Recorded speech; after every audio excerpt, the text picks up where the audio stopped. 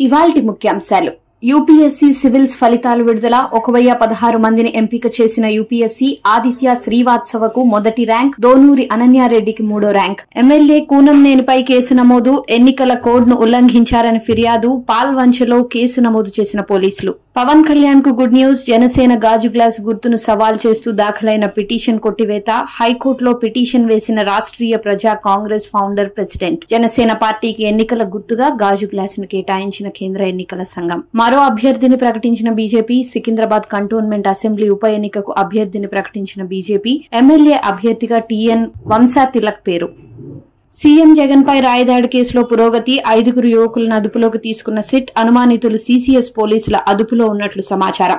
అజిత్ సింగ్ వడ్డెర కాలనీకి చెందిన యువకులుగా అనుమానిస్తున్న పోలీసులు స్థానికులు తీసిన వీడియోలను పరిశీలించి అదుపులోకి తీసుకున్నట్లు సమాచారం. సీఎం జగన్ కు భారీ షాక్. శిరోముండనం కేసులో విశాఖ కోర్టు సంచలన తీర్పు. వైసీపీ ఎమ్మెల్సీ తోట త్రిమూర్తులకు 18 నెలల జైలు శిక్ష, 2 లక్షల జరిమానాన్ని విధిస్తూ తీర్పు.